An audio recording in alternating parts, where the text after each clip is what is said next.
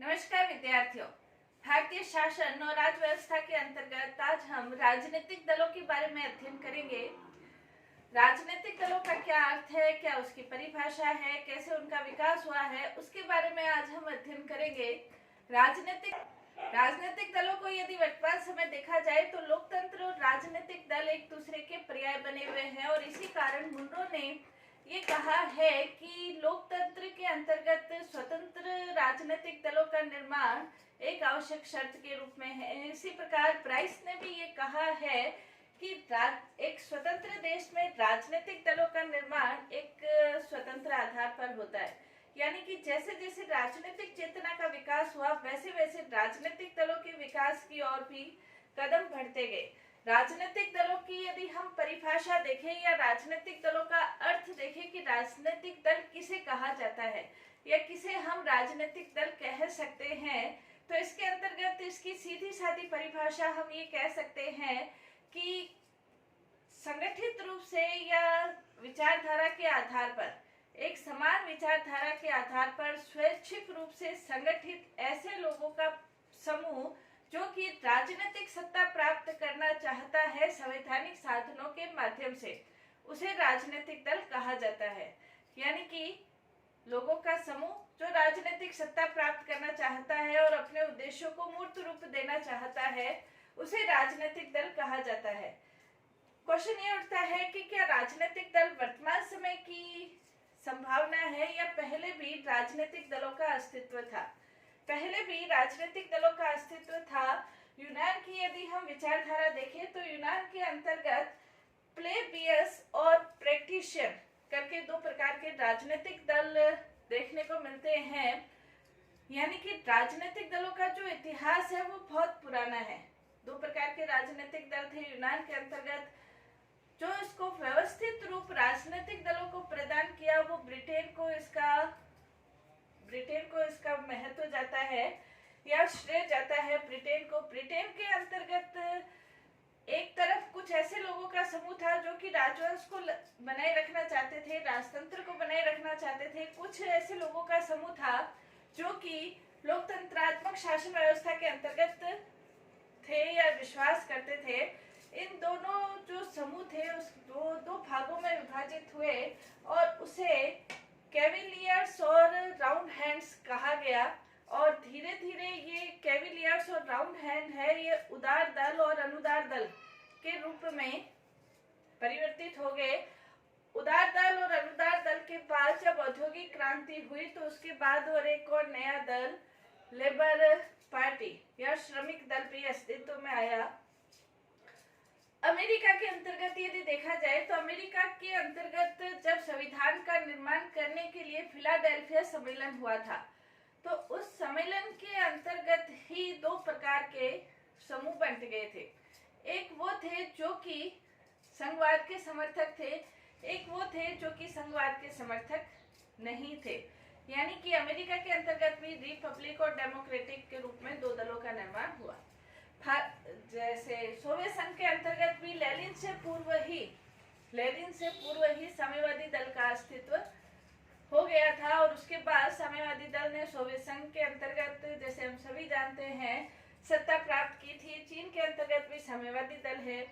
भारत की यदि राजनीतिक व्यवस्था या राजनीतिक दलों का इतिहास देखें तो भारत के अंतर्गत ब्रिटिश शासन था, इंग्लैंड का शासन था और स्वतंत्रता से पूर्व जो भी राजनीतिक दल थे वो विधिवत रूप से नहीं थे बल्कि एक दबाव गुट के रूप में या हित समूह के रूप में कार्य कर रहे थे। यानी कि किसी न किसी सामाजिक, आर्थिक, राजनीतिक समस्या के समाधान के रूप में कुछ संगठन कार्य कर रहे थे, तो उन्हें राजनीतिक दल नहीं कहा जा सकता था। कांग्रेस की स्थापना 1885 में विधिवत रूप से दल के रूप में हुई। तो 1885 में कांग्रेस की स्थापना हुई और कांग्रेस की स्थापना के बाद भारत में हम कह सकते हैं कि एक विधिवत दल प्रणाली शुरू हुई। धीरे धीरे अनेक राजनीतिक दल अस्तित्व में आने लगे। जैसे 1906 के अंतर्गत मुस्लिम लीग की स्थापना हुई, फिर हिंदू महासभा की स्थापना हुई, साम्यवादी पार्टी की स्थापना हुई। इस तरह के अनेक प्रकार के राजनीतिक दल बनने लगे। स्वतंत्रता आंदोलन जब महात्मा गांधी के नेतृत्व के अंतर्गत आया। तो महात्मा गांधी के नेतृत्व के अंतर्गत स्वतंत्रता आंदोलन के संदर्भ में महात्मा गांधी ये चाहते थे कि सभी दल मिलजुल कर सबसे पहला कार्य भारत को स्वतंत्रता दिलाने का करे। इसलिए कांग्रेस पार्टी इन सभी दलों का, इन सभी विचारधाराओं को एक लेकर अपना नेतृत्व करती थी या अपना कार्य करती थी। और इसीलिए अम्बेडकर ने कांग्रेस पार्टी के बारे में कहा था कि एक ऐसी धर्मशाला है जिसके अंतर्गत सभी विचारधाराओं के लोग, चाहे वो कम्युनिस्ट हो, गैर कम्युनिस्ट हो, पूंजीवादी हो, पूंजीवादी हो, चाहे ये मुस्लिम लीग हो, हिंदू महासभा हो, सभी का नेतृत्व कांग्रेस पार्टी के द्वारा प्रदान किया जाता था। लेकिन स्वतंत्रता के बाद भारत के अंतर्गत भी अनेक पार्टियों का निर्माण हुआ। जैसे 1952 के अंतर्गत हम कह सकते हैं कि 1952 में जो 14 जो राष्ट्रीय दल के रूप में 14 राष्ट्रीय दलों के रूप में भाग लिया और 51 प्रादेशिक दलों के रूप में भाग लिया। यानी कि भारत की स्वतंत्रता के बाद के अंतर्गत हम कह सकते हैं बहुदलीय व्यवस्था की और भारत की राजनीतिक व्यवस्था थी। कुछ देशों के अंतर्गत एक दलीय व्यवस्था होती है, कुछ देशों के अंतर्गत द्विदलीय व्यवस्था होती है और कुछ देशों के अंतर्गत बहुदलीय व्यवस्था होती है। कुछ ऐसे सर्वाधिकारवादी दल है जहां पर एक दलीय व्यवस्था है, जैसे रूस है, चीन है, वहां हम कह सकते हैं। इसी प्रकार कुछ ऐसे देश है जैसे ब्रिटेन है, अमेरिका है, वहां पर 2 दलों की प्रधानता होती है। कई ऐसे देश है जहां पर बहुदलीय व्यवस्था, जैसे भारत है, स्विट्जरलैंड है, फ्रांस है, बहुदलीय व्यवस्था वाले देश कहे जा सकते हैं। वास्तव में राजनीतिक दलों की अंतर्गत यदि अर्थ देखें, जो राजनीतिक दल है वर्तमान समय लोकतंत्र के आधार के रूप में कार्य कर रहे हैं।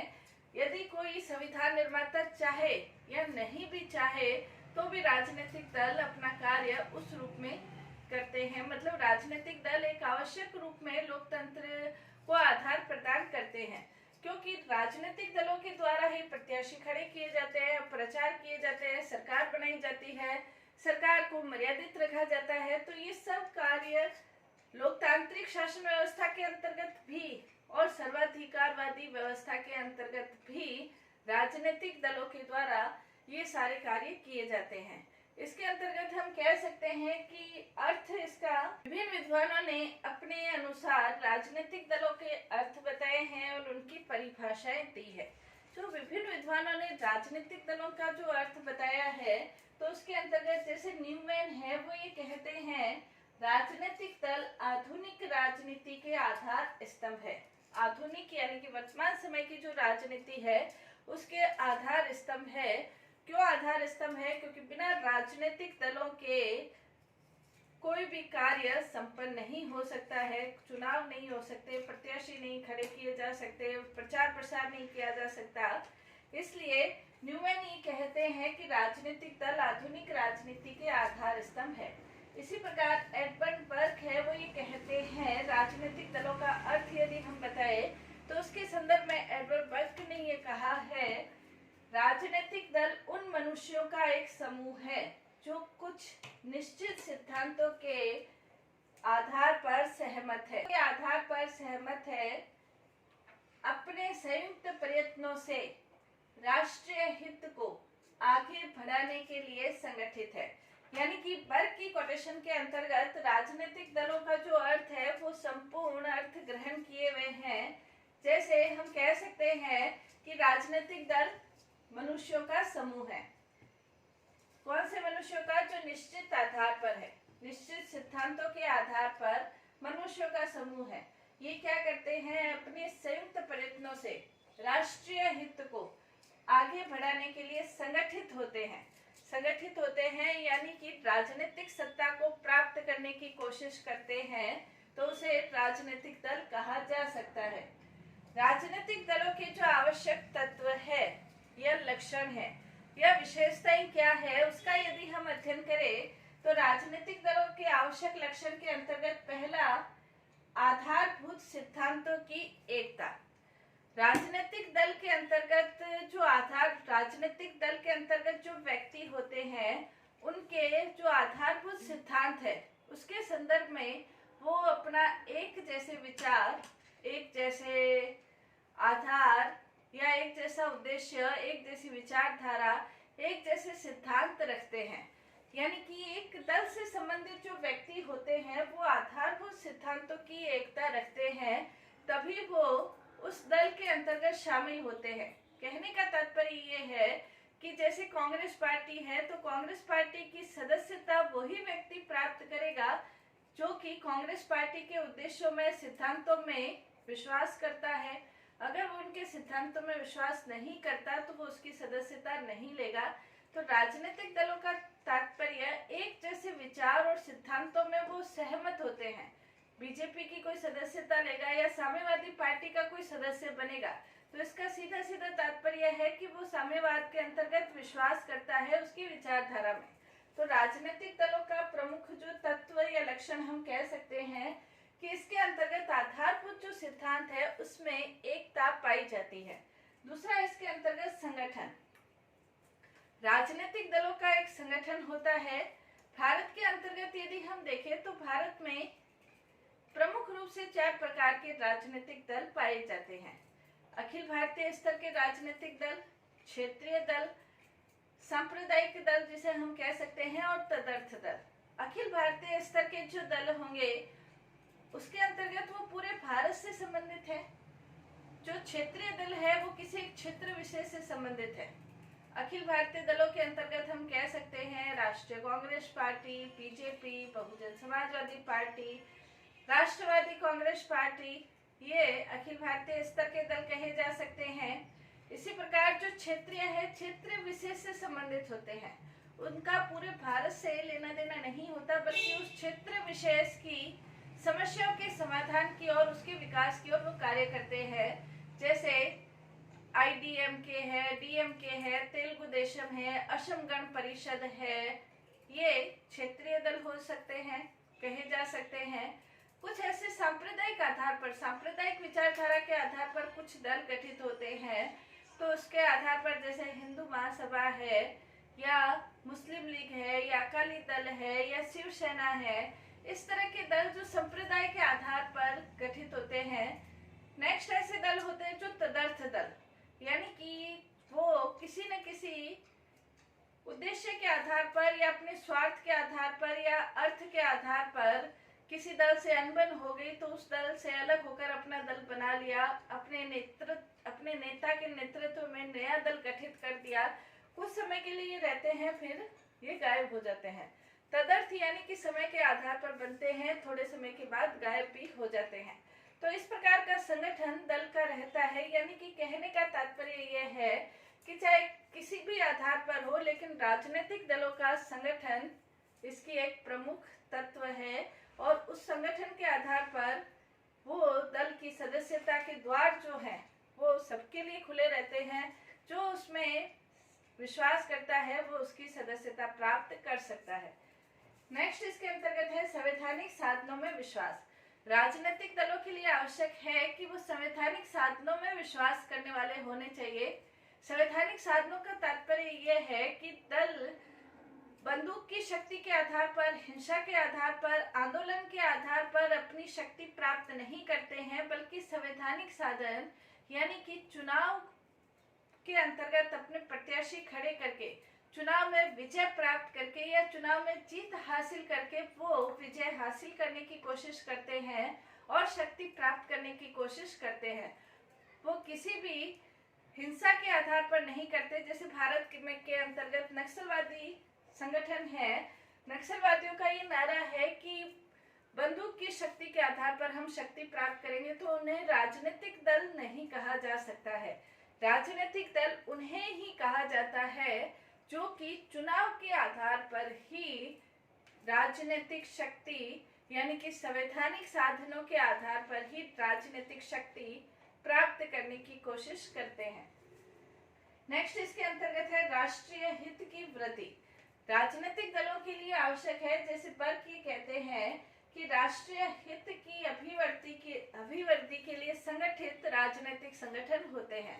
राजनीतिक दलों के लिए आवश्यक है कि वो किसी न किसी ऐसे मुद्दे या उद्देश्य या विचारधारा पर आधारित हो जो कि पूरे राष्ट्र से संबंधित हो। वो किसी एक वर्ग, एक जाति, एक समूह के आधार पर संगठित संगठन को राजनीतिक दल नहीं कहा जा सकता है, क्योंकि राजनीतिक दलों का प्रमुख उद्देश्य राजनीतिक सत्ता प्राप्त करना होता है और राजनीतिक सत्ता के अंतर्गत उस देश के अंतर्गत निवास करने वाले सभी लोगों का कल्याण करना, उनका हित करना उनका मुख्य उद्देश्य होता है। तो राजनीतिक दल किसी एक वर्ग, एक समूह से संबंधित नहीं होते, बल्कि उनकी जो विचारधारा है वो पूरे राष्ट्र की अभिव्यक्ति करना, पूरे राष्ट्र के हितों की अभिव्यक्ति करना उनका मुख्य उद्देश्य होता है। इसके अलावा शासन पर प्रभुत्व करने की इच्छा। राजनीतिक दलों का महत्वपूर्ण आवश्यक लक्षण ये है कि वो शासन सत्ता को प्राप्त करना चाहते हैं। राजनीतिक दल इसीलिए गठित होते हैं कि वो शासन सत्ता पर अधिकार कर ले। शासन सत्ता को प्राप्त करने के लिए वो अपने प्रत्याशी खड़े करते हैं, उनके लिए प्रचार प्रसार करते हैं, सदस्यता अभियान चलाए जाते हैं, अपने कार्यों, अपने उद्देश्य, अपने विचारधारा का वो प्रचार प्रसार करते हैं ताकि लोग उनकी विचारधारा पर सहमत हो, विचारधारा उद्देश्य को लोगों के सामने रखते हैं और उसकी क्या योजनाएं हैं, क्या उससे लाभ प्राप्त हो सकता है। तो इन सब का उनका प्रमुख उद्देश्य यही होता है, वो किसी आधार पर राजनीतिक सत्ता के ऊपर अपना अधिकार प्राप्त करे। यानी कि राजनीतिक दल इसीलिए बनते हैं ताकि वो राजनीतिक रूप से सत्ता प्राप्त कर सके, और राजनीतिक दल जो होते हैं वो सत्ता प्राप्त करके नेक्स्ट इसके अंतर्गत ये है सिद्धांतों को व्यवहारिक रूप प्रदान करना।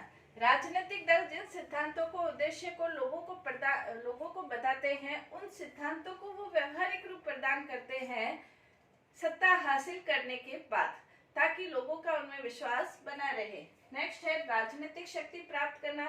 राजनीतिक शक्ति प्राप्त सत्ता हासिल नहीं भी होती है, कई बार उनके चुनाव में उम्मीदवार विजित नहीं भी होते हैं, तो ऐसा नहीं है कि राजनीतिक दलों का अस्तित्व ही खत्म हो गया है।